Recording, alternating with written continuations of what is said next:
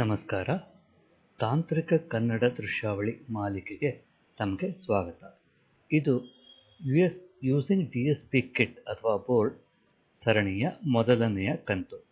ಇದರಲ್ಲಿ ನಾವು TMS 320C6748 DSP ಕಿಟ್ಟನ್ನು ಕೋಡ್ ಕಾಂಪೋಸರ್ ಸ್ಟುಡಿಯೋ ಬಳಸಿ ಹೇಗೆ ಬಳಸಬಹುದು, ಪ್ರೋಗ್ರಾಮ್ ಬರೆದು ಬಳಸಬಹುದು ಎನ್ನುವುದನ್ನು ತಿಳಿಯೋಣ. ಈ ಮೊದಲನೆಯ ಕಂತಿನಲ್ಲಿ ಕನೆಕ್ಷನ್ ಇನ್ಫಾರ್ಮೇಷನ್ ಅಂದರೆ ಈ ಬೋರ್ಡನ್ನು ಹೇಗೆ ಕನೆಕ್ಟ್ ಮಾಡಬೇಕು ಹಾಗೂ ಬೋರ್ಡ್ನಲ್ಲಿ ಏನಿದೆ ಅನ್ನೋದನ್ನು ನೋಡೋಣ.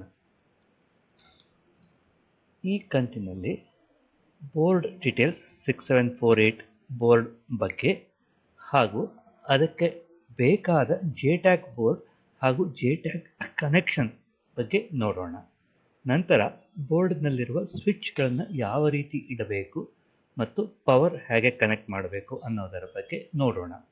ಕೋಡ್ ಕಾಂಪೋಸರ್ ಬಳಸಿ ಪ್ರೋಗ್ರಾಮ್ ಬರೆದು ರನ್ ಮಾಡುವುದನ್ನು ಮುಂದಿನ ಕಂತುಗಳಲ್ಲಿ ನಾವು ನೋಡೋಣ. ಬೋರ್ಡ್ ಬಗ್ಗೆ ಹೇಳುವುದಾದರೆ ಇದು ಹೆಸರೇ ಹೇಳುವಂತೆ DSP ಬೋರ್ಡ್ ಅಥವಾ ಕಿಟ್ ಅಂದರೆ DSP ರಿಲೇಟೆಡ್ ಅಪ್ಲಿಕೇಶನ್, ಉದಾಹರಣೆಗೆ ಮ್ಯಾಟ್ರಿಕ್ಸ್ ಮಲ್ಟಿಪ್ಲಿಕೇಶನ್, ಡಾಟ್ ಪ್ರಾಡಕ್ಟ್ ಅಥವಾ ಕನ್ವಲ್ಯೂಷನ್ಗಳನ್ನು ಇದರಲ್ಲಿ ಎಫಿಷಿಯೆಂಟ್ ಆಗಿ ಮಾಡಬಹುದು. ಹಾರ್ಡ್ವೇರು ಈ ಥರದ ಅಪ್ಲಿಕೇಶನ್ಗೆ ಹೇಳಿ ಮಾಡಿಸಿದ ಹಾಗೆ ಇದೆ, ಆದರೆ ಡೇಟಾಬೇಸ್ ಅಥವಾ ಆಪರೇಟಿಂಗ್ ಸಿಸ್ಟಮ್ ಥರದ ಅಪ್ಲಿಕೇಶನ್ಗಳನ್ನು ಸರಿಯಾಗಿ ಎಫಿಷಿಯೆಂಟ್ ಆಗಿ ಮಾಡಲು ಸಾಧ್ಯವಿಲ್ಲ. ಸೊ ಹೀಗಾಗಿ ಇದು ಸ್ಟ್ಯಾಂಡ್ ಅಲೋನ್ ಸಿಸ್ಟಮ್ ಆದರೆ ಆಪರೇಟಿಂಗ್ ಸಿಸ್ಟಮ್ ಫೀಚರ್ಸು ತುಂಬ ಕಡಿಮೆ ಇರುತ್ತದೆ. ಬೋರ್ಡ್ ಬಗ್ಗೆ ಹೇಳೋದಾದರೆ DSP ಮಾಡೋದರಿಂದ ಇದು ಫ್ಲೋಟಿಂಗ್ ಹಾಗೂ ಫಿಕ್ಸ್ ಪಾಯಿಂಟ್ ಎರಡೂ ಥರದ ಅಪ್ಲಿಕೇಶನ್ ಡೇಟಾಗಳನ್ನು ಮಾಡುತ್ತೆ. ಅದರಂತೆ ಇದಕ್ಕೆ ಸಾಫ್ಟ್ವೇರ್ಗಳಿದೆ, ಎಕ್ಸ್ಪಾನ್ಷನ್ ಹೆಡರ್ ಇದೆ, ಅಂದರೆ ಇದರಲ್ಲಿ ನಾವು ಹೊರಗಡೆದ ಇಂಟರ್ಫೇಸ್ ಬೇರೆ ಬೇರೆ ಥರದ ಇಂಟರ್ಫೇಸ್ಗಳನ್ನು ಬಳಸಬಹುದು. SDK, IDE, the code composer ಇದೆ, simple BIOS and real time operating system ಡ್ರೈವರ್ಗಳು ಇದೆ ಹಾಗೂ ಇನ್ನಷ್ಟು ಡೀಟೇಲ್ಸ್ ಅಥವಾ ಅಪ್ಲಿಕೇಶನ್ಸ್ ಇದೆ. ನಾವು ಇಲ್ಲಿ ಕೆಲವೊಂದು ಪಾಯಿಂಟ್ಗಳನ್ನು ಮಾತ್ರ ಹೇಳಿದ್ದೀವಿ. ಉಳಿದದ್ದು ಬೇಕಾದರೆ ಟೆಕ್ಸಾಸ್ ಇನ್ಸ್ಟ್ರುಮೆಂಟ್ನವರ ವೆಬ್ಸೈಟ್ಗೆ ಹೋಗಿ ಪೂರ್ತಿ ಮಾಹಿತಿಯನ್ನು ಕಲೆ ಹಾಕಬಹುದು. ಇನ್ನು ಬೋರ್ಡ್ ಬಗ್ಗೆ ಬಂದರೆ ಬೋರ್ಡ್ ಈ ಥರ ಇರುತ್ತೆ. ಇದರಲ್ಲಿ CPU ಇದೆ, ನಂತರ ಕೆಲವೊಂದು USB ಪೋರ್ಟ್ಗಳಿದೆ, ರೀಸೆಟ್ ಬಟನ್ ಇದೆ, ಈಥರ್ನೆಟ್ ಪೋರ್ಟ್ ಇದೆ, ಡಿಜಿಟಲ್ ಕ್ಯಾಮ್ರಾ ಇಂಟರ್ಫೇಸ್ ಇದೆ, ಅನಲಾಗ್ ಕ್ಯಾಮ್ರಾ ಇಂಟರ್ಫೇಸ್ ಇದೆ, ಅನಲಾಗ್ ಇನ್, ಅನಲಾಗ್ ಔಟ್ ಹಾಗೂ ಮೈಕ್ ಇನ್ ಇದೆ. ಇವುಗಳನ್ನು ನಾವು ಜಾಸ್ತಿ ಬಳಸೋಣ. ಫಿಂಗರ್ ಪ್ರಿಂಟ್ ಸೆನ್ಸರ್ ಇರಬಹುದು, ನೀವು ಇದನ್ನು ಆರ್ಡರ್ ಮಾಡಿ ತರಿಸಿದ್ರೆ ಇರಬಹುದು, ಇಲ್ಲದೇ ಇದ್ದರೆ ಇಲ್ಲದೇನೂ ಇರಬಹುದು. VGA ಔಟ್ಪುಟ್ ಪೋರ್ಟ್ ಇದೆ, ನಮ್ಮ ಮಾನಿಟರ್ಗೆ ಕನೆಕ್ಟ್ ಮಾಡಬಹುದು.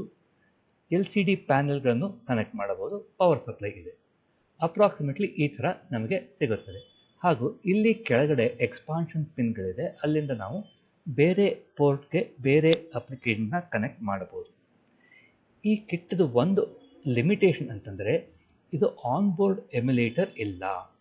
ಅಂದರೆ ನಾವು ಬರೆದ ಪ್ರೋಗ್ರಾಮನ್ನು ಇದರಲ್ಲಿ ಡೈರೆಕ್ಟಾಗಿ ಡೌನ್ಲೋಡ್ ಮಾಡಿ ರನ್ ಮಾಡಲು ಸಾಧ್ಯವಿಲ್ಲ.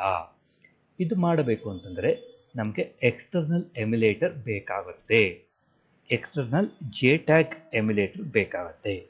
ಆದರೆ ಬರೆದ ಪ್ರೋಗ್ರಾಮ್ ಸರಿಯಿದ್ದ ಪ್ರೋಗ್ರಾಮನ್ನು ಒಂದು SD ಕಾರ್ಡಲ್ಲಿ ಹಾಕಿ ಇದಕ್ಕೆ ಕನೆಕ್ಟ್ ಮಾಡಿ ರನ್ ಮಾಡುವ ಸಾಧ್ಯತೆ ಇದೆ. ನಮಗೆ ಎಕ್ಸ್ಟರ್ನಲ್ ಎಮ್ಯುಲೇಟರ್ ಬೋರ್ಡ್ ಬೇಕಾಗುವುದರಿಂದ ಆ ಬೋರ್ಡ್ ಬಗ್ಗೆ ನೋಡೋಣ. ಎಕ್ಸ್ಟರ್ನಲ್ ಎಮ್ಯುಲೇಟರ್ ಬೋರ್ಡ್ ಈ ಥರ ಇರುತ್ತೆ. ಇದರಲ್ಲಿ ಇದು JTAG ಪೋರ್ಟು ಹಾಗೂ ಇದು USB ಪೋರ್ಟ್. ಇಲ್ಲಿ ನಾವು JTAG ಫ್ಲ್ಯಾಟ್ ಕೇಬಲ್ ಕನೆಕ್ಟ್ ಮಾಡಿ ಇನ್ನೊಂದು ಎಂಡನ್ನು ನಮ್ಮ DSP ಕಿಟ್ ಕನೆಕ್ಟ್ ಮಾಡ್ತೀವಿ. ಇಲ್ಲಿ USB ಕೇಬಲ್ ಕನೆಕ್ಟ್ ಮಾಡಿ ಅದರ ಇನ್ನೊಂದು ಎಂಡನ್ನು PCಗೆ ಕನೆಕ್ಟ್ ಮಾಡ್ತೇವೆ. ಈ ಬೋರ್ಡ್ ಬಗ್ಗೆ ಹೆಚ್ಚಿನ ಇನ್ಫಾರ್ಮೇಷನ್ ಬೇಕಾದರೆ ಈ ವೆಬ್ಸೈಟಲ್ಲಿ ನಿಮಗೆ ಸಿಗುತ್ತದೆ. ಬೇರೆ ವೆಂಡರ್ದು JTAG ಪೋರ್ಟು ಇರಬಹುದು. XDS 100V3 ಕಂಪ್ಯಾಟಬಲ್ ಇದ್ದರೆ ಒಳ್ಳೆಯದು. ಇದನ್ನು ಕನೆಕ್ಟ್ ಮಾಡಿದ್ದು ಈ ಥರ ಬರ್ತದೆ. ಕನೆಕ್ಟ್ ಮಾಡಿದ್ದೀವಿ. ಇಲ್ಲಿ ಹಿಂದಿನ ಸ್ಲೈಡಲ್ಲಿ ನೋಡಿದ್ರೆ ಈ ಪೋರ್ಟು ಪೋಲರೈಸ್ ಇದೆ, ಇಲ್ಲೊಂದು ನಾಚ್ ಇದೆ. ಅಂದರೆ ಕೇಬಲ್ ಒಂದು ಬದಿಯಲ್ಲಿ ಮಾತ್ರ ಕನೆಕ್ಟ್ ಮಾಡಬಹುದು, ಉಲ್ಟಾ ರಿವರ್ಸ್ ಕನೆಕ್ಟ್ ಮಾಡಲು ಸಾಧ್ಯವಿಲ್ಲ.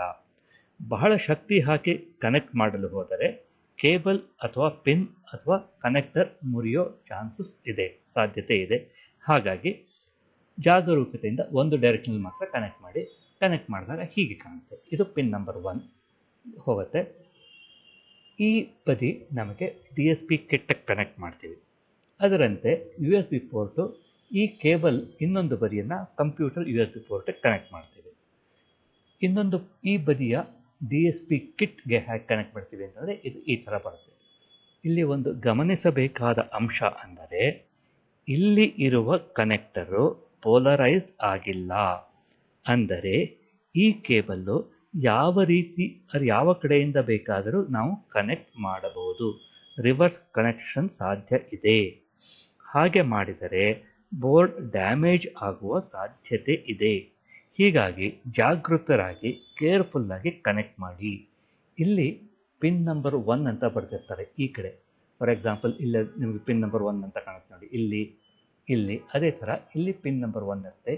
ಈ ಕೆಂಪು ಪಟ್ಟಿ ಇರುವ ಕೇಬಲ್ ಆ ಕಡೆ ಬರಬೇಕು, ಗ್ರೇ ಪಟ್ಟಿ ಇರುವ ಕೇಬಲ್ ಈ ಕಡೆ ಬರಬೇಕು. ಇದನ್ನು ಸ್ವಲ್ಪ ಜಾಗರೂಕರಾಗಿ ಕನೆಕ್ಟ್ ಮಾಡಿ. ನಂತರ ಈ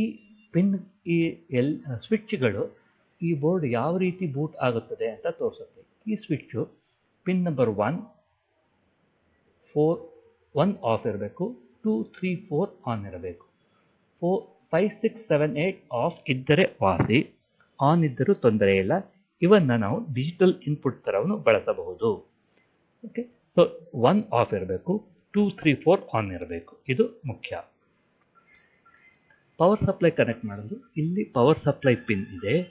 ಈ ಪಾಯಿಂಟಿಂದ ಪವರ್ ಸಪ್ಲೈ ಅಡಾಪ್ಟರ್ ಕೊಟ್ಟಿರ್ತಾರೆ, ಅದಕ್ಕೆ ಕನೆಕ್ಟ್ ಮಾಡಿದರೆ ನಮ್ಮ ಕನೆಕ್ಷನ್ ಸರಿಗಿದೆ. ಅಂದರೆ ಇಲ್ಲಿ ಪವರ್ ಸಪ್ಲೈ ಬಂದಿದೆ, JTAG-ಇಂದ ಈ ಪಿನ್ಗಳಿಂದ JTAG ಬೋರ್ಡ್ ಹೋಗಿದೆ. JTAG ಬೋರ್ಡಿಂದ ಇನ್ನೊಂದು ಬದಿ USB ಕೇಬಲಿಂದ ಕಂಪ್ಯೂಟರ್ಗೆ ಕನೆಕ್ಟ್ ಮಾಡಿದ್ದೀವಿ. ಸೊ ಇಲ್ಲಿಗೆ ನಮ್ಮ ಕನೆಕ್ಷನ್ ಸರಿಗಿದೆ. ಇದನ್ನು ಹೇಗೆ ಕಮ್ಯುನಿಕೇಟ್ ಮಾಡುವುದು ಅನ್ನೋದನ್ನು ಮುಂದಿನ ವಿಡಿಯೋದಲ್ಲಿ ನೋಡೋಣ.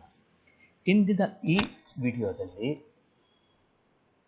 TMS 320C6148 ಬೋರ್ಡ್ ಬಗ್ಗೆ ಸ್ವಲ್ಪ ನೋಡಿದ್ವಿ.